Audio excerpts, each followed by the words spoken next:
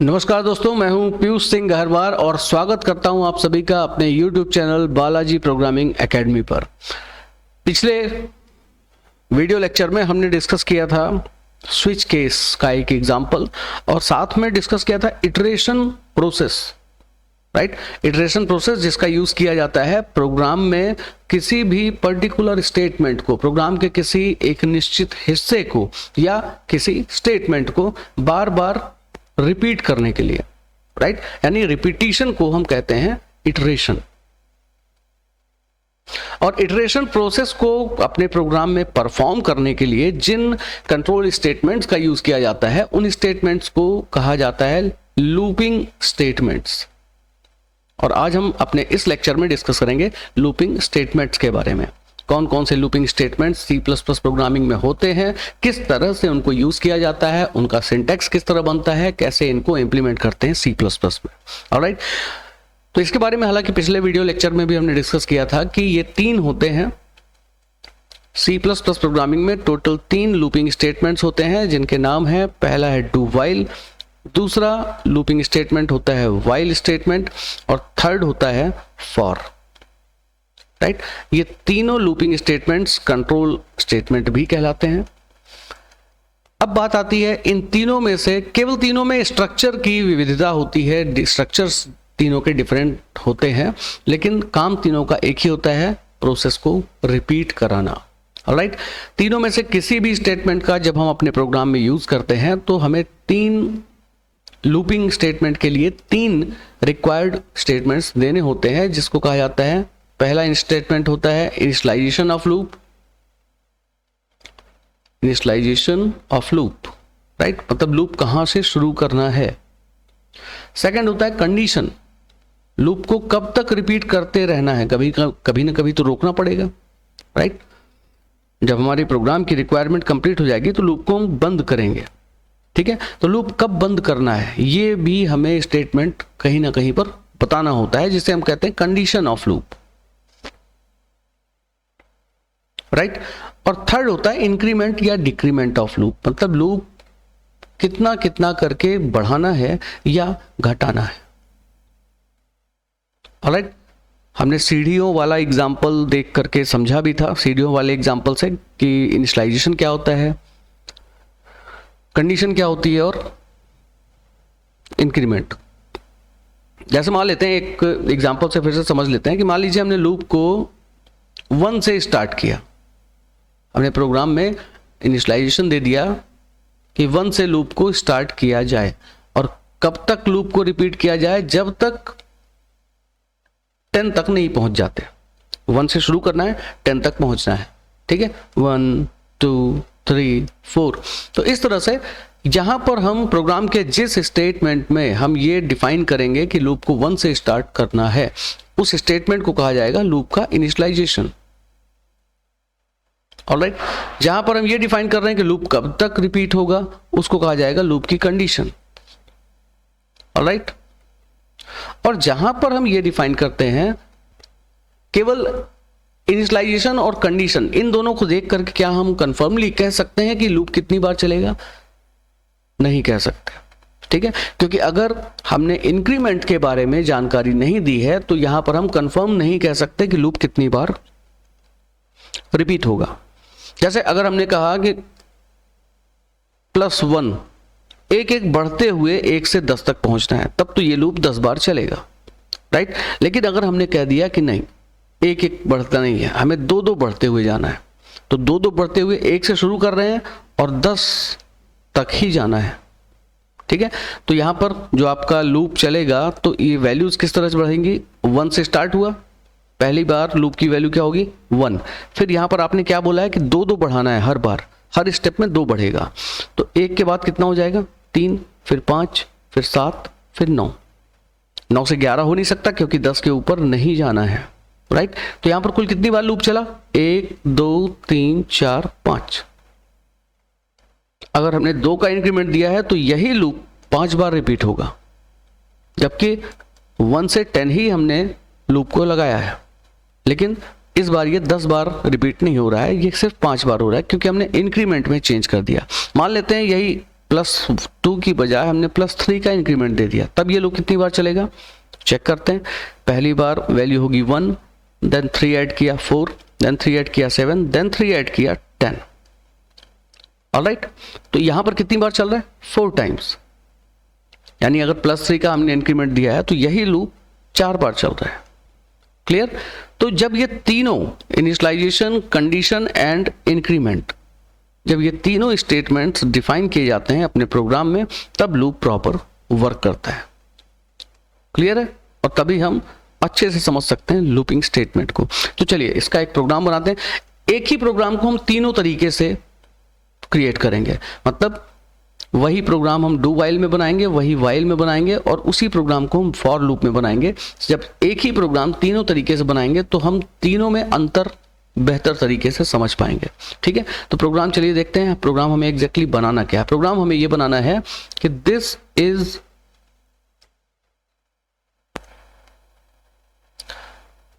Is loop. इस statement को हमें 10 बार प्रिंट करना है। सिंपल सा काम है। अगर लूप के बिना करना होगा तब कैसे करेंगे? तब आपको 10 बार लिखना पड़ेगा, this is loop, this is loop, C out, right. लेकिन अगर लूप का यूज करके इसी काम को हम करें, और मान लेते हैं हमको कह दिया गया कि इस लाइन को, इस स्टेटमेंट को आपको 1000 बार प्रिंट करना है, तो क्या आप 1000 बार टाइप करोगे दिस इज लूप? कितना टाइम लगेगा? चलिए कॉपी पेस्ट करेंगे तो भी कितना सारा लिखना पड़ेगा, है कि नहीं? तो यहां पर वर्क करता है लूप। हम सिर्फ एक बार लिखेंगे दिस इज लूप, बस ऑर्डर दे देंगे, इंस्ट्रक्शन दे देंगे कि इस दिस इज लूप स्टेटमेंट को 1000 बार रिपीट करा दो। तो जब उसको 1000 बार ऑर्डर मिलेगा, क्या ऑर्डर मिलेगा? सी आउट दिस इज लूप। ये ऑर्डर उसको 1000 बार मिलेगा, यानी 1000 बार ऑर्डर दिया जाएगा कि प्रिंट करो दिस इज लूप, प्रिंट करो दिस इज लूप, प्रिंट करो दिस इज लूप। तो 1000 बार प्रिंट करेगा, पर हमने कितनी बार लिखा? सिर्फ एक बार। ठीक है, ये बेनिफिट है लूप का। तो चलिए 1 बाय 1 चेक करते हैं कि डू वाइल से कैसे बनाना है, वाइल से कैसे बनाना है, और इसी काम को फॉर से करने के लिए क्या कैसे बनाना है। ठीक है, चलिए स्टार्ट करते हैं। सबसे पहले हम डू वाइल लूप से इसी ऑपरेशन को, इसी प्रोग्राम को बनाते हैं। ऑलराइट,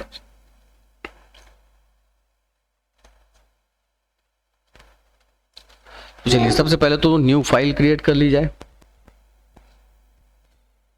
न्यू फाइल का नाम दे दिया हमने m14.cpp।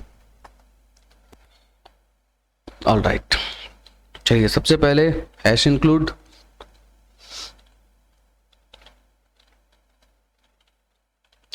IO stream, name space add करना है। यहां पर दे दिया हमने अपना name space std। Alright, then हमने बनाया अपना मेन फंक्शन। यहां पर हमने एक इंटीजर वेरिएबल ले लिया। इंटीजर वेरिएबल असल में लेने की आवश्यकता क्यों होती है यहां पर? उसका रीजन ये है कि यहां हम अभी जो डिस्कस कर रहे थे कि लूप को हमने 1 से स्टार्ट किया, 10 तक ले जा रहे हैं, 1-1 या 2-2 या 3-3 बढ़ा रहे हैं या घटा रहे हैं। तो ये सारा काम किसके थ्रू हो रहा है? नंबर्स के थ्रू। नंबर्स के थ्रू पूरा हम हैंडल कर रहे हैं, कंट्रोल कर रहे हैं अपने लूप को। ऑलराइट, तो उस नंबर को, जिस नंबर से हम लूप को कंट्रोल कर रहे हैं, उसको कहीं ना कहीं पर रखना पड़ेगा हमें। उस नंबर को रखने के लिए हम एक इंटीजर डिफाइन करते हैं जब भी लूप का यूज करते हैं प्रोग्राम में, राइट। तो चूंकि इटरेशन प्रोसेस है, इस प्रोसेस का नाम क्या है? इटरेशन। तो इसलिए इटरेशन को रिप्रेजेंट करने के लिए अधिकतर बुक्स में भी, नोट्स में भी और ऑनलाइन भी जब आप पढ़ेंगे तो अक्सर लूप को कंट्रोल करने के लिए जो वेरिएबल यूज किया जाता है प्रोग्राम में, उसका नाम आई रखा जाता है। ऐसा कोई जरूरी नहीं है, कोई कंपल्सन नहीं है, कोई मजबूरी नहीं है कि नहीं आई ही लेना पड़ेगा। आप एक्स ले लीजिए, आप वाई ले लीजिए, आप कुछ भी ले सकते हैं, पर इटरेशन प्रोसेस है इसलिए उसको रिप्रेजेंट करने के लिए हम अक्सर यूज करते हैं आई का। ठीक है, ये बात ध्यान रखिएगा, कोई जरूरी नहीं है कि आई नाम लिया जाए। और यहां पर चूंकि आई के थ्रू ही हम लूप को कंट्रोल करने वाले हैं, तो यहां पर हम आई में ही बताएंगे कि आई लूप को आप कहां से स्टार्ट करने वाले हैं। ठीक है, क्योंकि लूप को हैंडल कौन कर रहा है, कंट्रोल कौन कर रहा है, चला कौन रहा है, आई नाम का वेरिएबल, राइट। तो लूप कहां से शुरू करेगा, लूप कहां से स्टार्ट करना है, इनिशिएट कहां से करना है, ये सब कुछ हम आई के थ्रू हैंडल करेंगे। तो आई को हमने 1 से स्टार्ट किया, मतलब लूप हमारा 1 से स्टार्ट होगा। क्लियर। तो यहां पर लिखा हमने आई इक्वल टू 1। तो लूप चलाने वाले स्टेट वेरिएबल को जहां पर हम पहली बार वैल्यू देते हैं, जहां पर पहली बार इनिशियल वैल्यू प्रोवाइड करते हैं, वही स्टेटमेंट असल में कहलाता है इनिशियलाइजेशन ऑफ लूप। यानी ये लूप का हमने इनिशियलाइजेशन कर दिया, राइट। देन इसके बाद लिखा डू, यानी करो, क्या करो। अब देखिए डू लिखते ही वाइल अपने आप नीचे लिख करके आ गया, ठीक है। तो अब देखिए डू के अंदर हमें करना क्या है। तो डू के अंदर हमने लिखा जो हमें करना है, हमें प्रिंट करना है दिस इज लूप स्टेटमेंट। तो यहां लिख दिया हमने दिस इज लूप, और हर बार अलग लाइन में प्रिंट हो इसके लिए हमने लगा दिया \n। क्लियर। अब यहां स्टेटमेंट ओवर होने के बाद हमने क्लोज कर दिया अपना लूपिंग स्टेटमेंट। अच्छा, इसमें एक चीज और देनी जरूरी है, increment i equal to i+1। इसका मतलब क्या हुआ कि i की वैल्यू एक बढ़ती जाएगी हर बार जब रिपीटिशन होगा। असल में रिपीटिशन कहां से कहां तक का होगा, ये जो ब्रैकेट्स लगे डू के बाद जो आपने मिडिल ब्रेस स्टार्ट किया और ये क्लोज किया, ठीक है। तो इसके दोनों ब्रेसेस के बीच में जो भी आपने स्टेटमेंट लिखे हैं उनको बार बार रिपीट किया जाएगा। तो हमने अंदर सिर्फ 2 स्टेटमेंट लिखे हैं, दिस इज लूप, क्योंकि इसको प्रिंट करना है बार बार, ठीक है, इसलिए लिखा।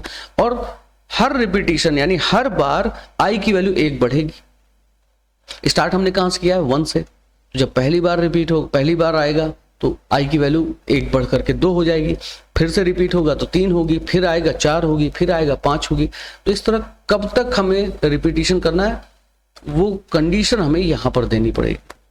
मतलब आई की वैल्यू हर बार 1 बढ़ रही है तो बढ़ते बढ़ते कहां तक पहुंचाना है, ठीक है, बढ़ते बढ़ते कहां तक पहुंच जाए कि हम लूप को बंद कर दें, वो कहलाती है कंडीशन। तो कंडीशन हम यहां पर दे रहे हैं वाइल यानी जब तक i इज लेस देन और इक्वल टू 10। ये हमने कब तक रिपीट करना है उसका जवाब दिया है, उसकी कंडीशन सेट की, ठीक है, कि ये जो डू यानी करो, रिपीट करो, ठीक है। क्या रिपीट करो, इन दोनों ब्रेसेस के बीच में जो कुछ भी लिखा है उसको रिपीट करो, करते रहो। कब तक, वाइल जब तक आई की वैल्यू 10 से छोटी हो या 10 के बराबर हो तब तक रिपीट करते रहो। लेकिन जैसे ही 10 से अधिक हो जाएगी आई की वैल्यू बंद कर देना, क्योंकि हम एक बढ़ा रहे हैं आई की वैल्यू, तो कभी ना कभी तो 10 के ऊपर होगी। तो जैसे ही 10 के ऊपर होगी कार्यक्रम बंद हो जाएगा, ठीक है। जब तक 10 से छोटी रहेगी 1 रहेगी, 10 से छोटी है, फिर 2 होगी, 10 से छोटा है, 3 4 5 6 7 8 9 तक क्या है, 10 से छोटा है। 10 होगा तो 10 के बराबर है तब भी चलेगा, लेकिन जैसे ही 11 होगा लूपिंग प्रोसेस बंद हो जाएगी। क्लियर। तो चलिए इसको रन करके देखते हैं, पहले रन करके देखते हैं, फिर समझेंगे कि एग्जैक्टली काम ये किस तरह से कर रहा है। ओके, इसको हमने रन किया प्रोग्राम को। तो रन करने पर हमें आउटपुट क्या मिलने वाला है, दिस इज लूप। ये 10 बार प्रिंट होकर के दिखेगा हमें। आइए देखते हैं।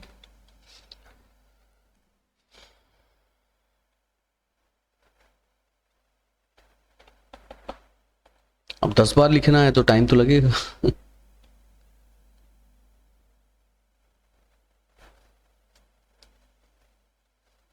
ये कुछ ज्यादा टाइम ले रहा है, इतने टाइम में तो हाथ से 10 बार लिख लेंगे हम।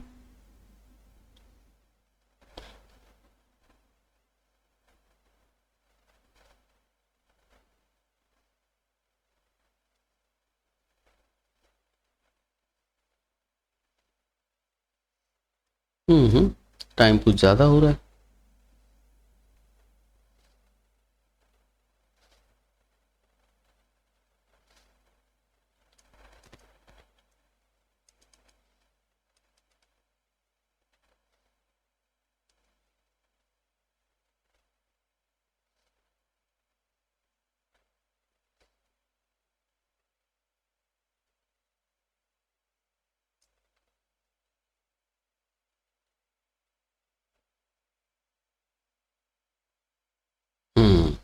तो गया। अच्छा, पहली बार जब रन होता है कोई भी प्रोग्राम वीएस कोड में थोड़ा सा समय लेता है, लेकिन उसके बाद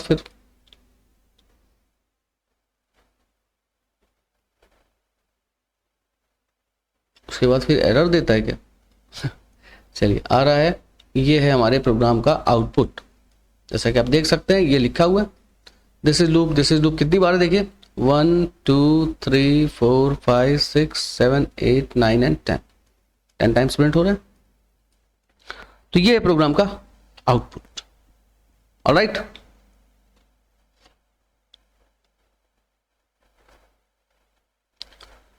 क्लियर है? अब इस प्रोग्राम को समझते हैं कि एग्जैक्टली हुआ क्या, किस तरह से ये कैलकुलेशन करता है। इसको समझने के लिए आपको फिर से चलना पड़ेगा अपने बोर्ड पर। ऑन बोर्ड इसको समझेंगे तो ज़्यादा बेहतर तरीके से इसको आप समझ पाएंगे और समझने में मज़ा भी आएगा। तो ये है प्रोग्राम हमारा, राइट। अब इसको हमें समझना है हो क्या रहा है असल में।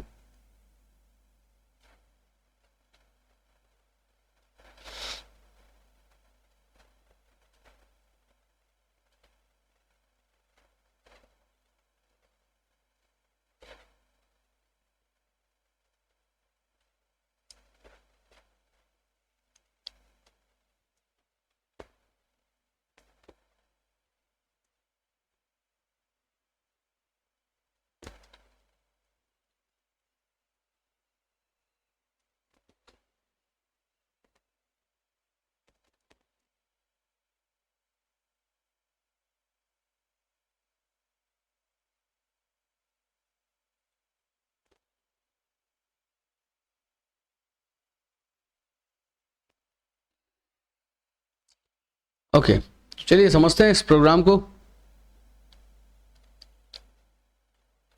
कि एग्जैक्टली क्या कर रहा है ये प्रोग्राम। देखिए यहां पर हमने एक वेरिएबल लिया हुआ है आई की वैल्यू क्या लिया हमने 1, राइट। तो यहां पर आई की वैल्यू लिख लेते हैं हम 1। अब इसके बाद अगले स्टेटमेंट पे क्या लिखा हुआ है डू, मतलब स्टार्ट करो। अब डू के बाद ये आगे बढ़ता है तो इसको मिलता है मिडिल ब्रेस, यानी लूप स्टार्ट हो रहा है यहां से लेकर यहां तक लगा हुआ है, राइट। देन लूप के अंदर एंटर करते ही इसको स्टेटमेंट मिलता है सी आउट दिस इज लूप, मतलब ये मैसेज प्रिंट किया जाए। तो यहां पर ये प्रिंट करेगा message this is loop, then slash है, लाइन चेंज होगी। देन अगले स्टेटमेंट में क्या दिखता है कि लिखा हुआ है I equal to I plus 1, मतलब आई की वैल्यू को 1 बढ़ाया जाए, राइट। तो आई की वैल्यू को 1 थी, 1 बढ़ा दिया, कितनी हो गई 2, क्लियर। फिर आगे बढ़ा तो देखता है यहां पर एक कंडीशन लगी हुई है। कंडीशन क्या है कि जब कब तक लूप को रन करना है, तो चेक तो करना पड़ेगा, है ना। तो यहां पर चेक किया कि जब तक आई की वैल्यू 10 से छोटी है तब तक घुमाते रहो। तो चेक किया इसने कि आई की वैल्यू 10 से छोटी है, 2 है, बिल्कुल छोटी है, सही है कंडीशन। तो ये फिर से घूम के गया वापस लूप के अंदर, रिपीट, ठीक है। लूप के अंदर आया, फिर से इस स्टेटमेंट को देखा क्या और क्या ऑर्डर मिल रहा है यहाँ पर सी आउट दिस इज लूप। तो दिस इज लूप को फिर से प्रिंट किया इसने, 2 बार हो गया। फिर आई इक्वल टू आई प्लस 1, तो आई की वैल्यू फिर 1 बढ़ी, 3 हो गई, 10 से छोटी है तो फिर घूम के गया। फिर अंदर आया, फिर ऑर्डर मिला प्रिंट करो दिस इज लूप, फिर से प्रिंट हुआ, फिर 4 हुआ, फिर प्रिंट हुआ, 5 हुआ, प्रिंट 6 7 8 9, राइट। फिर होगा 10। अच्छा 10 होगा जब आई की वैल्यू 10 होगी, तब भी ये कंडीशन सही है क्योंकि हमने क्या लिखा हुआ है आई इज लेस देन और इक्वल टू 10,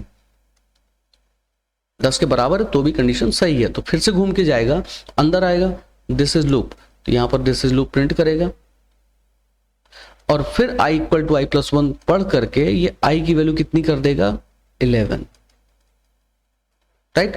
और 11 वैल्यू होने पर ये जो कंडीशन है ये हो जाएगी फॉल्स, क्योंकि यहां लिखा है I is less than or equal to 10 हो तभी वापस जाना, लेकिन अभी ग्रेटर देन 10 हो गई। तो अब ये वापस घूम के नहीं जाएगा ऊपर, अब ये आ जाएगा नीचे। तो अपना काम हो गया जो हम करना चाह रहे थे। हम क्या करना चाह रहे थे, 10 बार प्रिंट करना था हमें मैसेज, तो 10 बार प्रिंट हो गया। जैसा कि हमने देखा किस तरह से प्रोग्राम में 10 बार प्रिंट कर रहा है ये, क्लियर है? तो इस तरह से प्रोसेस होती है डू वाइल लूप। क्लियर? अब समझते हैं हम वाइल लूप। वाइल लूप देखिए बहुत ही आसान होता है, सेम काफी कुछ मैच करता है ये डू वाइल जैसा। वाइल लूप में हम ये जो डू वाइल में ये हमने कंडीशन लगाई हुई है, ये जो कंडीशन है while I is less than or equal to 10, उसके बाद सेमी कॉलन लगा हुआ है, ये कंडीशन उठा करके हम डू के स्थान पे रख देते हैं।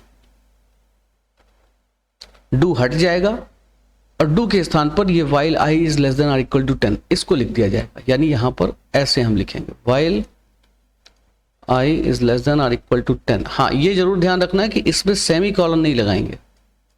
जब हम वाइल को डू के स्थान पर लिखेंगे तो सेमी कॉलन हट जाएगा, वो कहलाएगा वाइल लूप। क्लियर?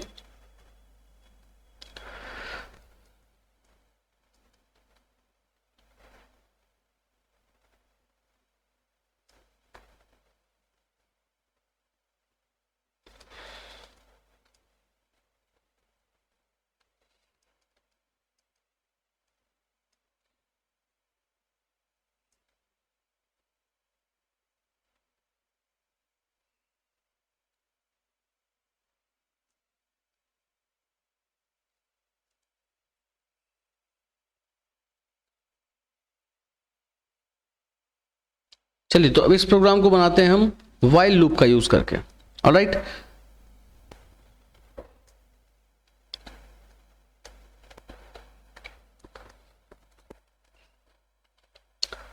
तो यहां सबसे पहले तो बनाएंगे हम अपनी न्यू फाइल।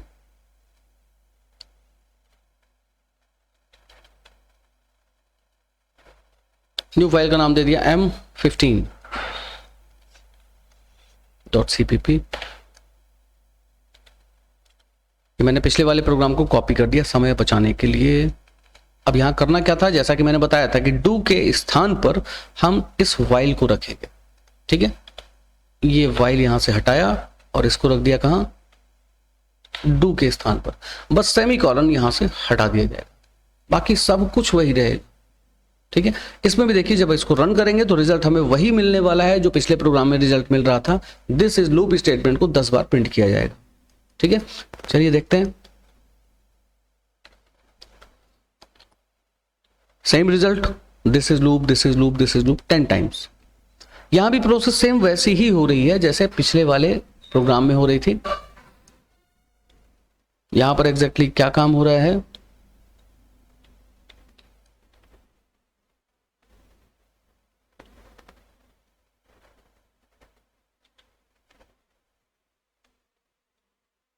आइए समझते हैं इस प्रोग्राम को।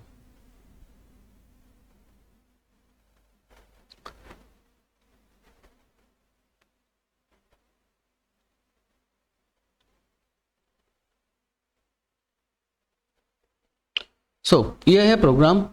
अब इस प्रोग्राम में यहां पर भी प्रोसेस लगभग वही हो रही है जो पिछले प्रोग्राम में थी। यहां पर स्टार्टिंग में हमने आई की वैल्यू ले रखी है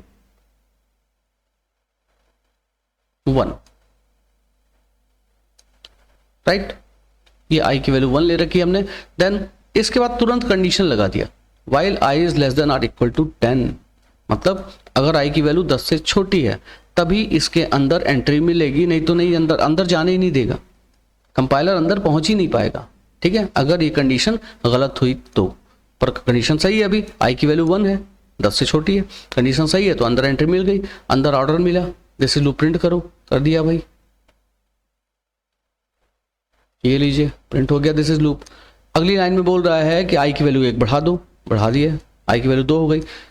यहां पर लूप समाप्त, क्लोज है। ये फिर से घूम के गया वापस चेक करने, अब आगे क्या करना है, कंडीशन ठीक है, सही है या गलत।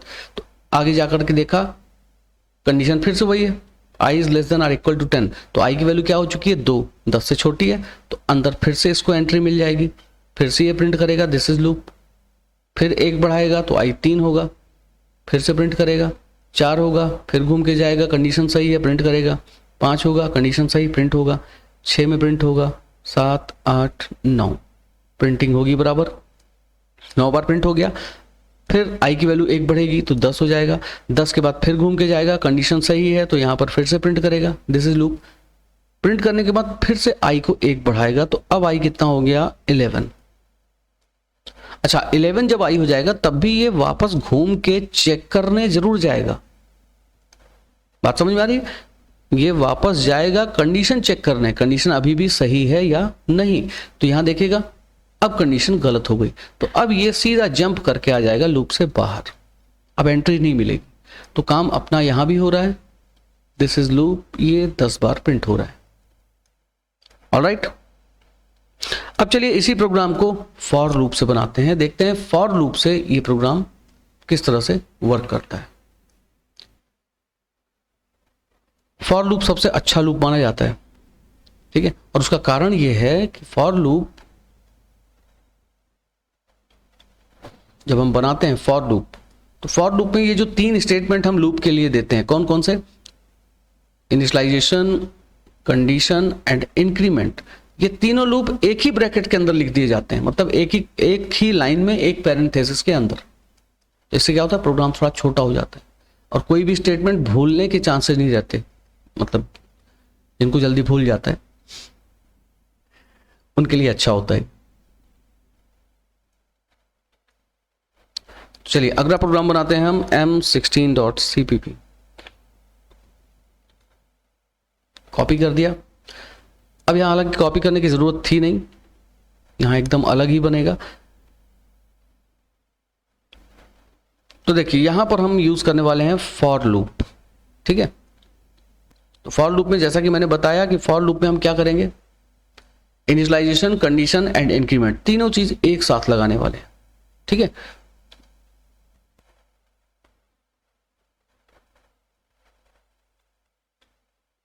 तो चलिए यहां पर हम लगाते हैं फॉर लूप। अभी वाइल को मैं हटा दूंगा। तो सबसे पहले क्या चाहिए हमें, इनिशियलाइजेशन, जो कि ये लिखा हुआ है इंटीजर i इक्वल टू 1, इसको यहां से हटा दिया और रख दिया यहां पर, राइट।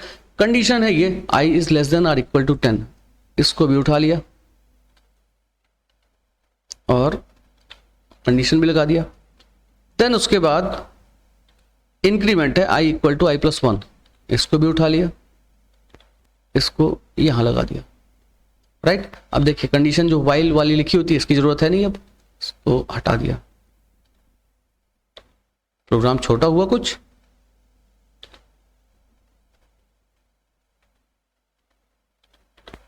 काफी छोटा हो गया, राइट। तो इस तरह से हम फॉर लूप को यूज करते हैं अपने प्रोग्राम में। अब देखिए यहां पर फॉर लूप के अंदर तीनों पैरेंथेसिस के अंदर लिखे हुए हैं, ये हो गया इनिशियलाइजेशन सेमीकोलन, देन ये हो गया increment condition semicolon, then last में लगा हुआ है इंक्रीमेंट, राइट। अब इसको रन करके देखते हैं, इसमें भी सेम वही रिजल्ट आपको मिलने वाला है 10 बार, दिस इज लूप।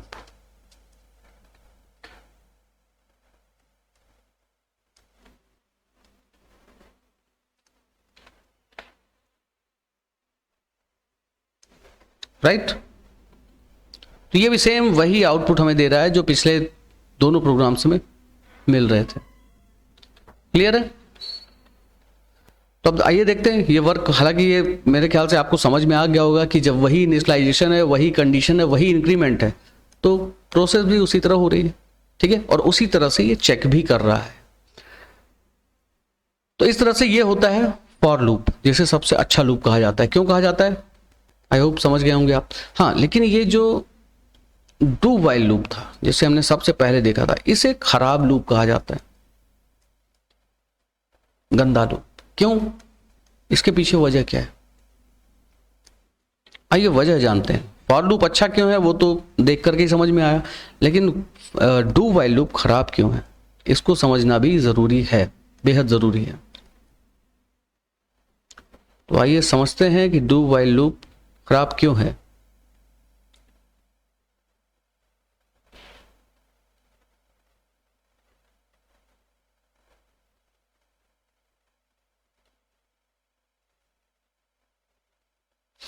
आखिर क्या समस्या है इस लूप में जो इसे खराब कहा जाता है।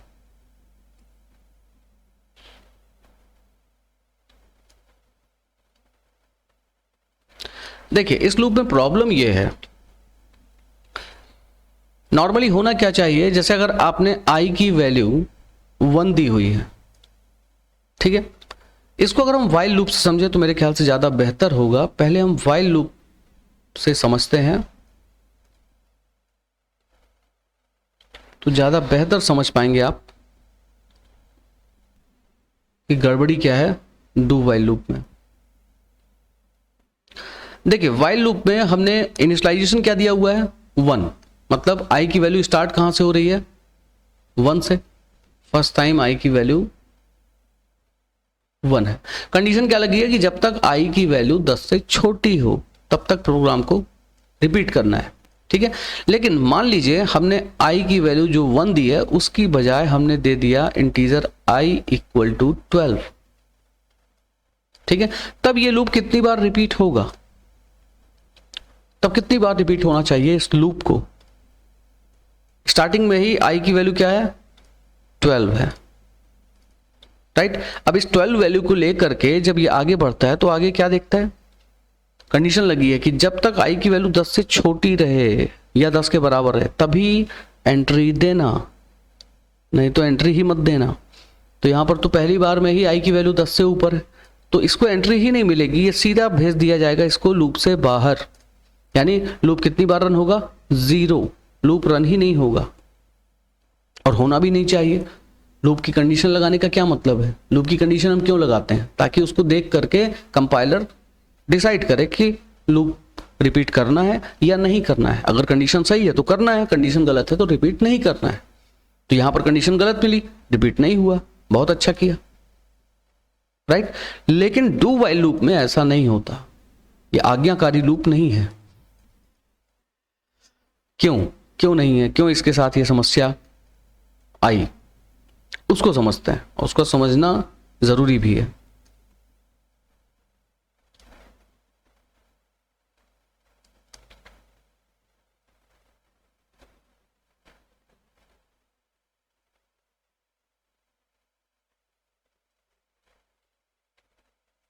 तो चलिए समझते हैं आखिर क्यों डू वाइल लूप आज्ञाकारी नहीं है। असल में यहां पर होता क्या है, हमने स्टार्टिंग में आई की वैल्यू ली हुई है 1, आई की वैल्यू 1 लिया, ठीक है। अब यदि इसकी जगह में हम आई की वैल्यू कुछ और ले लें, मतलब यहां पर हम ले लिया अगर 12, ऑलराइट। तो आई की वैल्यू 12 कंपाइलर ने रीड किया, उसके बाद आगे बढ़ा तो आगे क्या देखता है, लिखा हुआ है डू, शुरू कर दो, तो इसने शुरू कर दिया। वैसे आज्ञाकारी है, इसको जैसा बोला गया कर रहा है, डू बोला गया करो तो करने लगा। अंदर आया, अंदर आकर के इसने दिस इज लूप प्रिंट कर दिया, दिस इज लूप। उसके बाद और आगे बढ़ा, आगे इसको क्या ऑर्डर मिला, चलो एक बढ़ा दो, आई की वैल्यू स्टार्टिंग में क्या थी 12 थी, एक बार इसने प्रिंट भी कर दिया। आगे बढ़ा तो बोला एक बढ़ा दो चलो, तो इसने एक बढ़ा के आई की वैल्यू क्या कर दिया 13 कर दिया। अब उसके बाद आगे गया, तब कंडीशन देखा, तब इसको पता चला OMG ये तो गड़बड़ हो गया यहां तो आई की वैल्यू 10 से ऊपर है, 3 ज्यादा है, ठीक है। जब इसको पता चला कि अरे कंडीशन तो गलत है, तब ये लूप से बाहर आया। लेकिन बाहर आते आते इसने एक गड़बड़ कर दी, क्या, एक बार तो रन कर ही दिया ना लूप को, एक बार प्रिंट हो गया दिस इज लूप। ये इसका सबसे बड़ा ड्रॉबैक माना जाता है और इसीलिए इस लूप को खराब लूप कहा जाता है। ये कमी है इसकी सबसे बड़ी कि कंडीशन फॉल्स होने के बाद भी डू वाइल लूप एक बार जरूर एग्जीक्यूट होता है, क्लियर।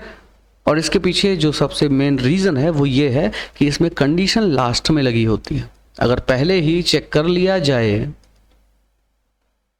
कि कंडीशन सही है या गलत और उसके बाद एंट्री दी जाए तो ये प्रॉब्लम ना हो, है कि नहीं।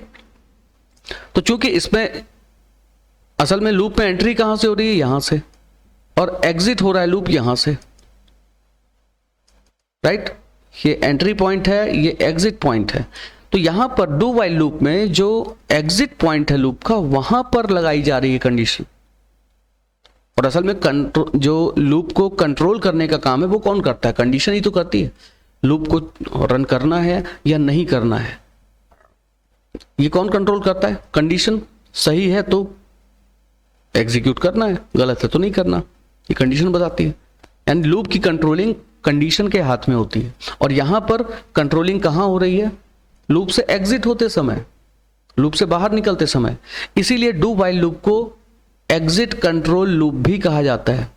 एग्जिट कंट्रोल लूप, ये नाम ध्यान रखिएगा, क्योंकि कभी कभी एग्जाम में कंफ्यूज करने के लिए इस तरह से भी क्वेश्चन पूछ लेता है कि explain exit control loop of C plus plus, right. अच्छा, इसके अलावा जो दूसरे दोनों लूप हैं, व्हाइल लूप और फॉर लूप, उनमें ये प्रॉब्लम नहीं होती है। उनमें अगर कंडीशन गलत है तो गलत है, वो लूप नहीं चलने वाले। क्यों? क्योंकि उसमें कंडीशन कहां पर लगी होती है? जहां से हम एंट्री करते हैं लूप में, इसलिए उनको क्या कहा जाता है? एंट्री कंट्रोल लूप कहते हैं।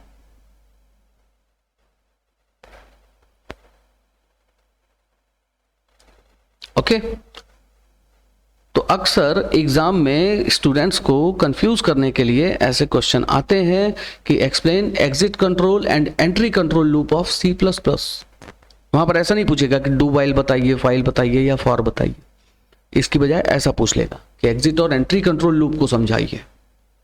ठीक है, तो वहां कंफ्यूज नहीं होना है। यही 3 लूप है बस। Do while exit control loop कहलाता है, क्यों? क्योंकि कंडीशन एग्जिट टाइम पे लगी होती है। और व्हाइल और फॉर लूप कहलाते हैं एंट्री कंट्रोल लूप, क्योंकि इसमें कंडीशन लगती है जब हम लूप में एंट्री करते हैं। सिंपल, क्लियर है? तो ये है तीनों लूप के बीच डिफरेंस, इनके स्ट्रक्चर में डिफरेंस, इनके सिंटैक्सेस में डिफरेंस। तो पूरी उम्मीद करता हूं कि आज के इस वीडियो को देख करके आपको